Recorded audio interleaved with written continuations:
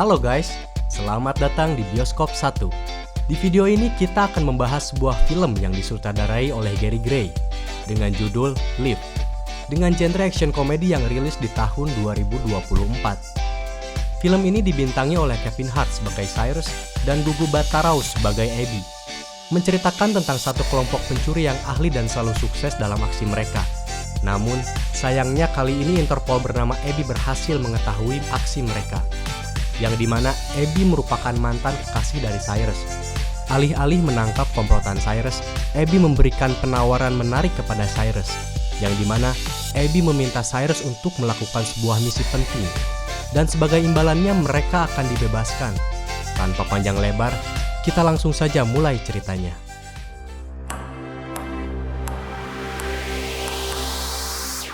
Di awal film, kita disuguhkan dengan pemandangan kota Venesia, dan di sini pertama kali karakter utama diperlihatkan.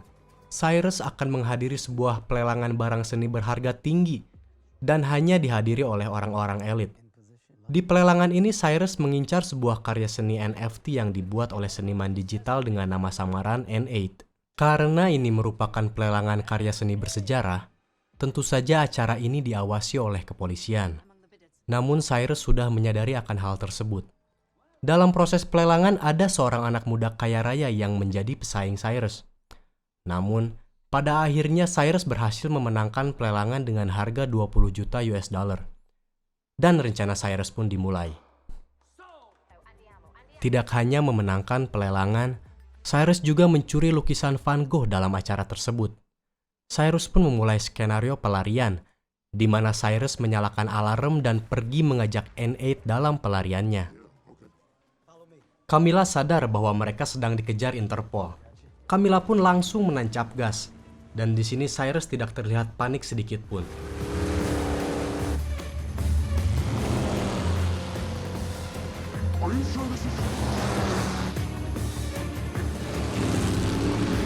Pengejaran masih berlanjut sampai akhirnya Misan menggunakan gadgetnya, dan Interpol pun gagal menangkap mereka. Cyrus bersama tim dan juga seniman NFT yang tidak sadar sedang diculik pun lolos. Dan semua nama anggota tim Cyrus pun diperkenalkan. Cyrus sebagai bos, Misan sebagai hacker, lalu Camilla sebagai pilot, Magnus sebagai pembobol berangkas, dan Luke sebagai engineer. Setibanya mereka di kapal, Cyrus menyuruh N8 untuk bersantai dan membuka topengnya. Setelah topengnya dibuka, tak terduga bahwa N8 hanyalah seorang anak muda berkepala botak. Cyrus langsung melakukan transaksi dengan N8 dan berpesta di kapal tersebut. Di tempat lain, ternyata Interpol sedang menyelidiki rekaman CCTV di acara pelelangan. Abby menyadari bahwa Denton yang merupakan anggota Cyrus hanyalah berpura-pura lumpuh, dan penyamaran Denton pun terungkap. Lalu Abby menyuruh rekannya untuk menangkap Denton. Saat N8 terbangun di kapal Cyrus, Misan langsung memberitahukan bahwa dia sedang ramai diberitakan. Setelah sadar bahwa N8 sebenarnya sedang diculik, dia pun menjadi panik. Namun itu tidak terjadi lama karena Cyrus menjelaskan bahwa penculikan ini hanyalah untuk menaikkan harga NFT yang Cyrus beli. Dan N8 pun setuju dengan rencana Cyrus. Di tempat lain ternyata Denton, salah satu rekan dari Cyrus, sudah tertangkap oleh Interpol. Di sini Abby menjelaskan bahwa Abby sudah mengetahui semua aksi mereka. Namun karena Denton adalah anggota yang loyal, dia tidak membuka mulut tentang kejahatan mereka. Dan hal menarik pun terjadi, di mana Abby ternyata adalah mantan kekasih dari Cyrus. Di sini kita dipertemukan dengan seorang Interpol bernama Huxley. Huxley berencana mengikut sertakan Cyrus dalam misi Interpol. Huxley menjelaskan kepada Abby bahwa Interpol saat ini sedang kesulitan menangkap kriminal bernama Lars Jorgensen, seorang kolektor karya seni curian serta menjadi donatur kejahatan terorisme. Dan pada momen ini, Huxley mendapatkan informasi dari anak buah Jorgensen yang bernama Arthur, bahwa Jorgensen akan mengirimkan uang senilai $500 miliar dalam bentuk emas, dan emas tersebut akan digunakan untuk membayar sebuah organisasi kriminal bernama Leviathan. Emas tersebut akan dikirimkan dari kota London ke Zurich dalam 17 hari ke depan menggunakan pesawat. Dan Huxley pun akhirnya menyampaikan maksud dan tujuan kepada Abby bahwa Huxley ingin Cyrus untuk mencuri emas dari Jorgensen. agar Jorgensen tidak dapat melakukan transaksi dengan Leviathan dan banyak orang yang akan selamat bila misi itu berhasil. Abby pun datang menemui Cyrus. Abby bercerita bahwa dia diminta untuk memberikan penawaran kepada Cyrus untuk mencuri emas dari Jorgensen. Dengan imbalan, jika Cyrus berhasil melakukan misi tersebut, Cyrus dan timnya akan dibebaskan. Namun apabila Cyrus menolak penawaran tersebut, dia dan timnya akan ditangkap. Cyrus pun tidak punya pilihan lain. Dia pun akhirnya setuju untuk melakukan misi tersebut dengan satu syarat di mana Abby harus ikut dalam aksi tersebut. Cyrus pun datang menemui timnya.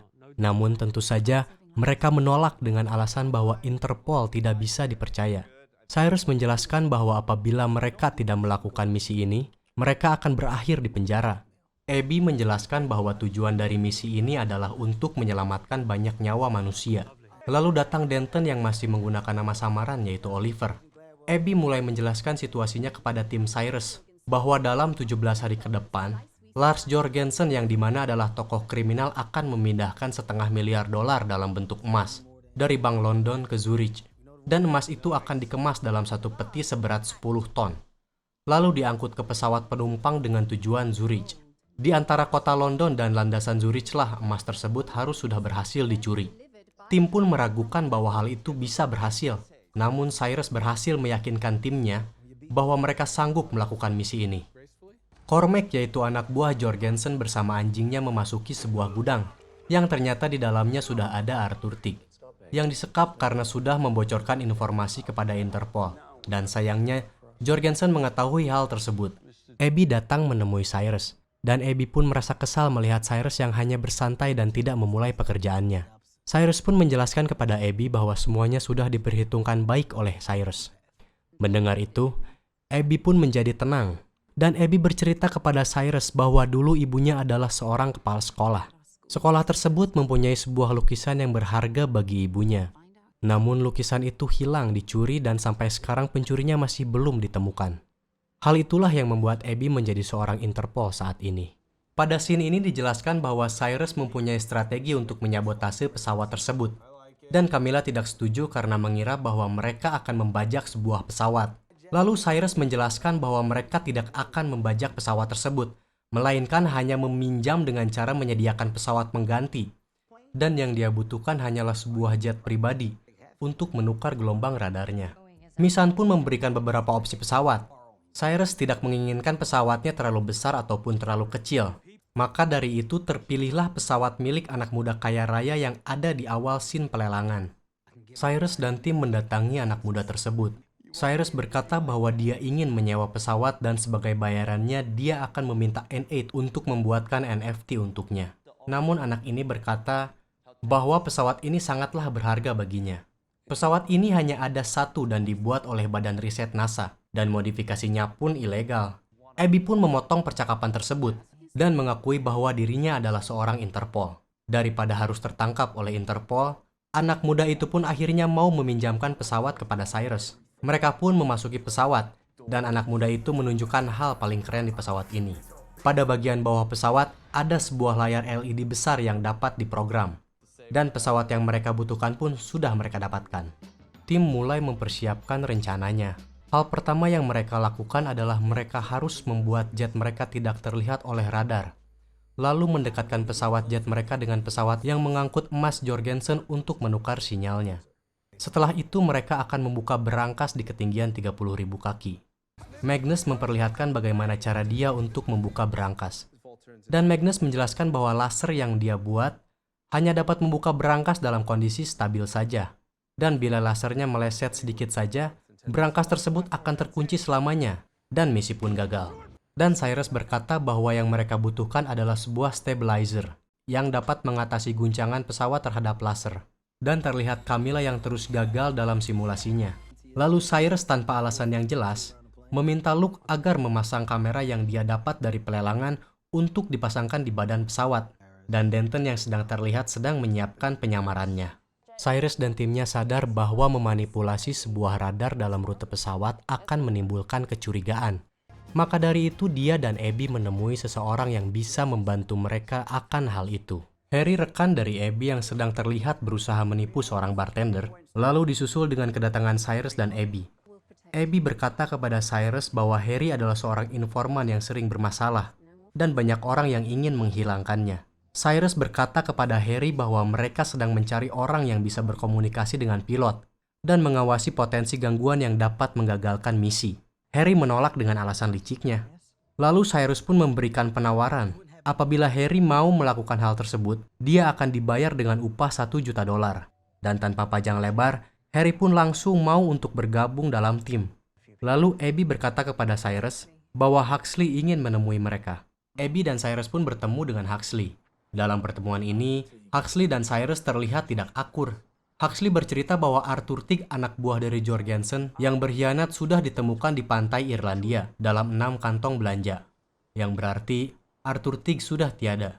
Menurut Huxley, itulah alasan mengapa pengiriman dipercepat menjadi 10 hari lagi. Cyrus pun terkejut dan berkata bahwa waktu dia tidak akan cukup. Dan Cyrus pun mundur dari misi ini. Huxley pun memberi tanggapan bahwa sebetulnya Cyrus tidak mempunyai pilihan lain selain menjalankan misi tersebut. Terjadi sedikit cekcok antara Cyrus dan Huxley. Namun Abby akhirnya menengahi mereka. Dan Cyrus memutuskan untuk membicarakan terlebih dahulu dengan timnya mengenai hal ini. Dan jika Cyrus mau melakukannya, Cyrus melakukan hal ini hanya untuk Abby. Cyrus dan Abby kembali ke markas mereka. Muncullah sebuah berita tentang penyerangan teroris cyber yang merusak jaringan air di kota Madrid. Hal itu menyebabkan banjir besar. 13 orang menjadi korban dalam insiden tersebut. Dan sepertinya itu adalah ulah dari Jorgensen. Karena jadwal yang berubah, Cyrus sadar bahwa resiko untuk misi ini menjadi semakin tinggi. Dan dia memutuskan untuk melakukannya sendirian.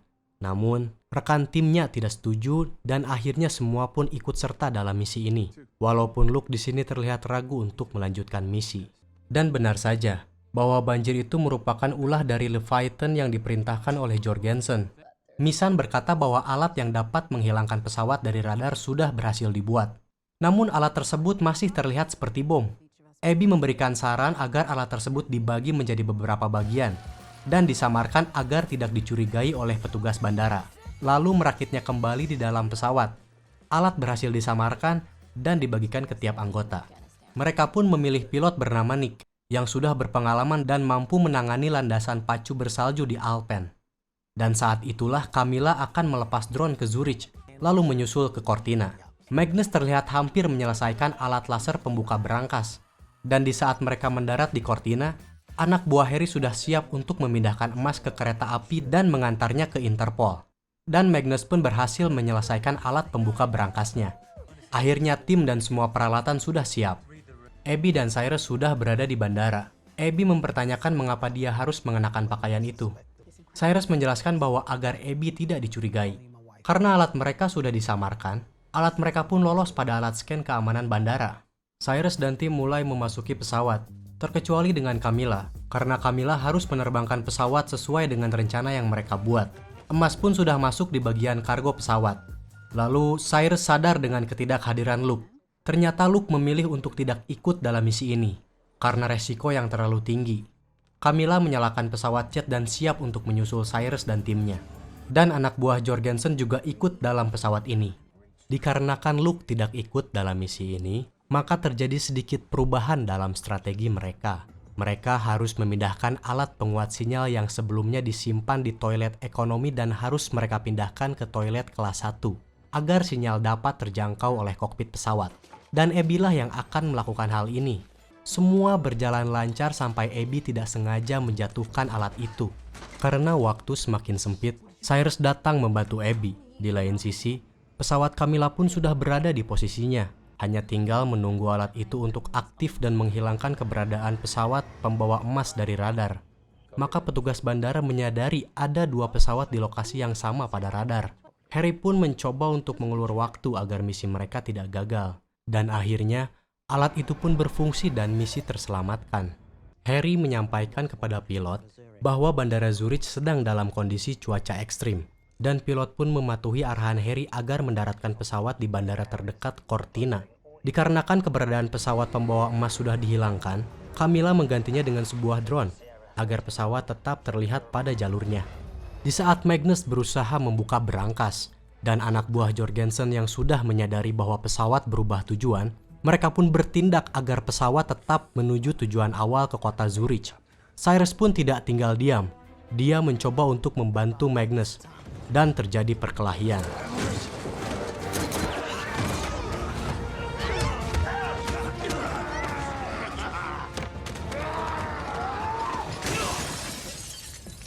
Berkat pertolongan Cyrus, Magnus pun berhasil membuka berangkas tersebut, dan sang pilot pun sedang berusaha menghadapi turbulensi. Namun hebatnya, sang pilot dapat mendarat dengan selamat, disusul dengan pesawat Camilla yang juga ikut mendarat. Namun sayangnya Cyrus dan tim tersandra oleh komplotan Jorgensen. Jorgensen menyadari bahwa yang mendarat di Zurich bukanlah emasnya, melainkan hanya sebuah drone yang dikirim oleh Camilla. Dan Jorgensen meminta Cormac, anak buah Jorgensen, agar mengantarkan emas tersebut dalam waktu 1 jam. Lalu mereka diminta untuk memindahkan emas tersebut ke dalam pesawat Camilla. Abby berkata bahwa apabila mereka mengirimkan emas tersebut dalam pesawat jet Camilla, Interpol akan mengikuti pesawat mereka. Namun Cormac tidak kalah pintar, sudah mengetahui bahwa pesawat Camilla tidak dapat terdeteksi oleh radar. Mereka pun tidak mempunyai pilihan lain, selain menuruti apa perkataan dari anak buah Jorgensen. Karena emas yang terlalu berat, Cormac hanya membawa Cyrus dan Abby dalam pesawat jet Camilla. Dalam perjalanan, Camilla melakukan manuver tiba-tiba. Itu semua dilakukan agar besi anti radar yang menempel di badan pesawat dapat terlepas, sehingga lokasi mereka dapat diketahui. Magnus yang akan dibunuh oleh anak buah Jorgensen pun berhasil lolos. Interpol kini sudah mengetahui posisi pesawat Camilla. Begitu juga dengan tujuan mereka. Setelah Huxley menyadari bahwa mereka dalam kondisi sulit, Huxley malah mengirimkan jet tempur milik NATO agar menghancurkan pesawat jet Camilla beserta Cyrus dan timnya. Karena baginya, hal ini harus dilakukan agar misi tetap berhasil. Dan pesawat tempur NATO pun berangkat menyusul pesawat Camilla. Pada momen ini, Leviathan pun tiba di kediaman Lars Jorgensen untuk menanyakan di mana keberadaan emas tersebut. Jorgensen berkata bahwa emas tersebut akan segera sampai. Leviathan pun mengancam, apabila emas tersebut tidak ada, dia akan melenyapkan semua uang Jorgensen. Pesawat jet tempur NATO pun memberikan peringatan kepada pesawat Camilla. Namun karena anak buah Jorgensen yang melarang Camilla untuk merespon peringatan tersebut, kini pesawat NATO sudah siap untuk menembak jatuh pesawat Camilla. Harry memberitahu kepada pesawat NATO bahwa pesawat yang mereka ikuti merupakan pesawat berisi warga sipil, dan NATO pun kembali menghubungi Huxley untuk menanyakan informasi tersebut. Namun Huxley tetap memerintahkan NATO untuk menghancurkan pesawat jet Camilla agar misi tetap berhasil. Cyrus pun bertindak. Terjadi pertarungan sengit dan akhirnya Cyrus memerintahkan Abby untuk membuat tulisan yang bertuliskan Civilian Hostage on Board, yang artinya sandera sipil di dalam pesawat. Setelah NATO membaca pesan tersebut, mereka pun membatalkan serangannya. Pertarungan mereka masih berlanjut hingga Camilla mengalami cedera pada tangannya, dan pesawat pun harus segera mendarat karena pesawat mengalami kerusakan pada pompa hidrolik. Dan kini mereka pun terpaksa untuk mendaratkan pesawat mereka di kediaman Jorgensen. Dan pendaratan tersebut tidaklah mulus. Saat turun dari pesawat, Cyrus dan timnya langsung dikepung oleh anak buah Jorgensen. Leviathan pun sudah tidak mau bekerja sama dengan Jorgensen karena mengetahui bahwa Interpol sudah terlibat. Dan Jorgensen bertanya, siapa di antara kalian yang merupakan Interpol? Lalu Cyrus pun berbohong mengakui bahwa dirinya adalah Interpol. Di saat Jorgensen akan menembak Cyrus, datanglah polisi setempat. Dan tanpa Jorgensen sadari bahwa semua hal yang dilakukannya sudah terekam oleh kamera yang menempel pada badan pesawat. Polisi langsung menangkap Jorgensen. Abby pun marah kepada Huxley yang hampir membunuh dia dan timnya. Abby pun memukul Huxley dan berhenti dari Interpol. Dan setelah misinya berhasil, Abby dan Cyrus pergi bersama. Dan Cyrus memberi kejutan bahwa lukisan milik sekolah ibunya sudah ditemukan. Dan emasnya pun berhasil dia curi. Karena Abby sudah kecewa dengan rekan kerjanya, kini Abby pun bergabung dengan tim Cyrus. Dan film pun tamat.